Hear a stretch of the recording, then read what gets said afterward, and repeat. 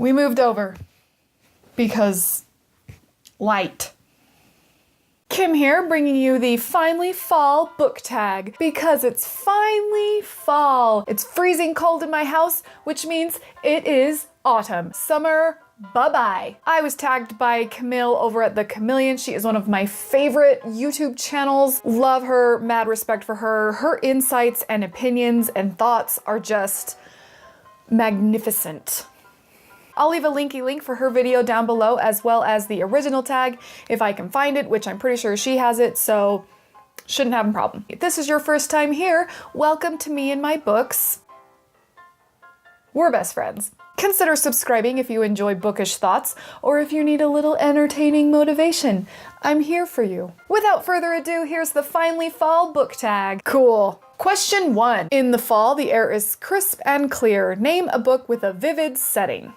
I'm going with The Night Circus by Erin Morgenstern. I fully acknowledge that Le Cirque de Rêve, the circus within the book The Night Circus, is 100% black and white. The circus in this book, though, was so imaginative and so beautiful and so just whimsical and magical and incredibly amazing and glorious that it was the first book I thought of when I thought of a vivid setting and a place that just came alive for me. The Night Circus did, like Le Cirque de Rêve just was so alive for me. Very, and it was so vivid in my brain and just beautiful and wonderful. This is the story of a wondrous circus that is open only during the nighttime hours. It travels the entire world and nobody knows where it's gonna be next. The circus arrives without warning. Turns out the circus is actually a venue for a magical duel between two actual magical people. It's beautiful, it's wonderful, it's just vivid. How funny is that thing sitting there? Just sticking out. Question 2. Nature is beautiful, but also dying. Name a book that is beautifully written, but also deals with a heavy topic like loss or grief. This was another easy one for me to choose. I went with The Book Thief by Markus Zusak.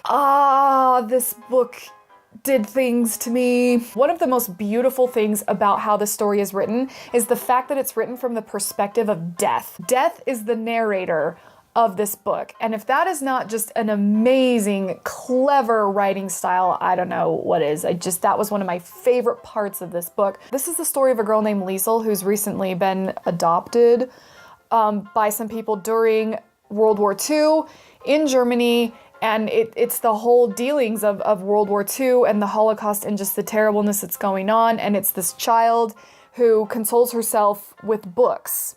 Very heavy topic, very sad, very tragic, but so incredibly gorgeous. It's just a beautiful story through and through. I cannot praise this book enough. Question 3. Fall is back to school season. Share a nonfiction book that taught you something new. The Secret Teachings of All Ages by Manly P. Hall. Manly, he's manly. This was the textbook for a class I took in college called Mythologies and Sacred Texts? ? We didn't really read from it that much in the class. However, I turned to this book time and time again to research things for my own books that I write. It's got a lot of things on just the ancient sort of spirits and the mythologies of things and ancient religions and ancient beliefs and things like that. It's just right up my alley for that kind of stuff. This book is where I start my research usually. I'll start here and go from there to the internet and places. But I always look it up here first because it's just more of a textbook definition for things as a starting point to further my research on the paranormal. Question 4. In order to keep warm, it's good to spend some time with the people we love. Name a fictional family/household/friend group that you'd like to be a part of. Can I pick The Night Circus again? Okay, I'm gonna go with The Spiderwick Chronicles by Tony Dieterluzzi and Holly Black. For one reason. Fairies. I have a deep love for the Fae. I love reading all sorts of stories about them. I love doing a lot of research on them. I love writing about them. I just really love fairies and the Fae. And one of my favorite parts of this book series was the fact that it kind of deals with the real Fae. It's not just these pretty sparkly little pixie fairies like Tinkerbell. It deals with the trickery of the fairies, and it deals with the danger of the fairies, and it deals with this kind of gnarly side of the fairies that is so just like mythologically correct, for lack of a better word. I would just love to be a part of this world with the field guide and the fae, and that would just be amazing. So being a part of this family would definitely help me out with that. Question next. Five? Question 5. The colorful leaves are piling up on the ground. Show us a pile of fall-colored spines.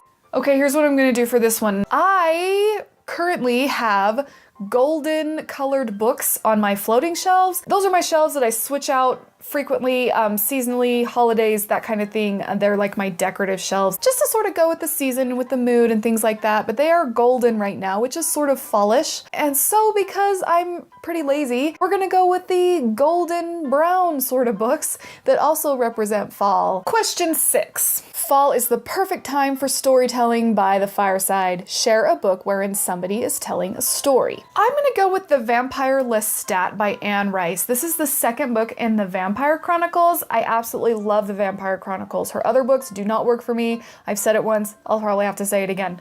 But I love Anne Rice's writing style in the Vampire Chronicles. I just really, really like it, and I absolutely am 100% in love with Lestat as a literary character. In the movies, he's okay.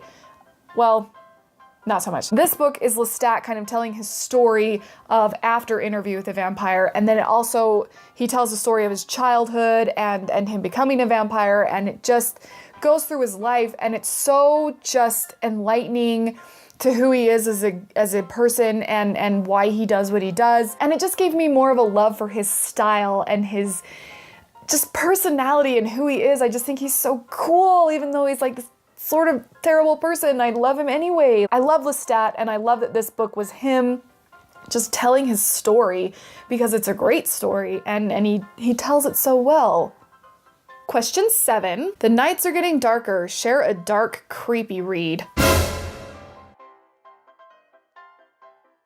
The Pit and the Pendulum by Edgar Allan Poe. This is a bind-up of a ton of his short stories and poems, and I just really, really love me some Edgar Allan Poe. Where is it?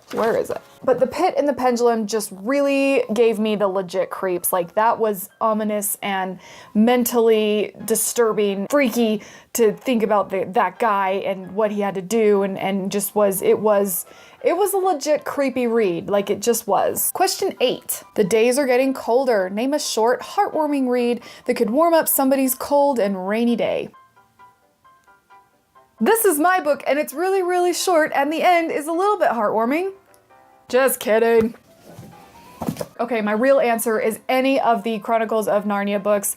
Pick one. They're all pretty short. They're all beautiful and wonderful and magical and whimsical and charming and delightful, but also leave you a tiny bit sad afterwards because you're not in Narnia anymore. If a Narnia book cannot warm your heart, then I'm sorry to tell you that you are a robot and should probably look into that. They're great if you need just a wholesome, nostalgic, good-natured, heartwarming story. Every single one of them just, oh. Narnia always ends up in a tag video. That just is a thing that happens, because they're fabulous.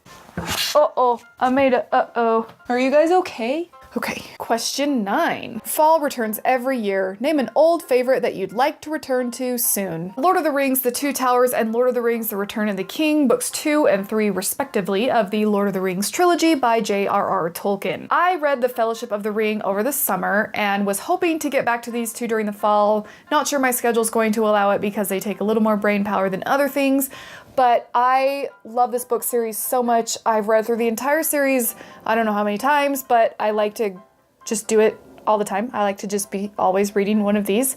Doesn't always work out that way. That'd be super duper. I'm really hoping to reread the rest of the series before the end of the year. Not sure I'm gonna make it, but I love this book series so much, and it just means so much to me personally that I just need to be coming back to Middle Earth because I really miss it there.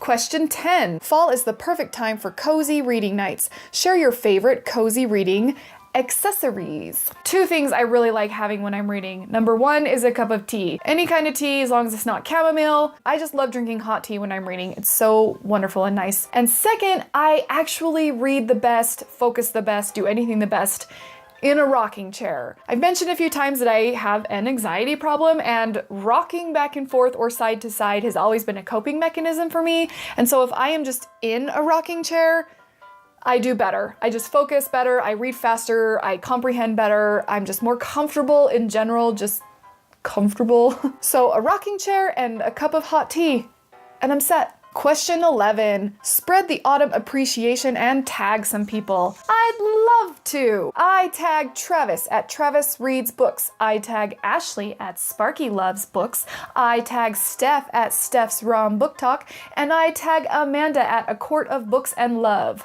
If I didn't tag you and you want to do this tag, please feel free to do so. I'd love to see your videos. And thank you, Camille, for tagging me. You make me feel so loved and you're amazing. Go check out her channel. Feel free to share this video with people who love fall or don't love fall and need to know why they should love fall/autumn.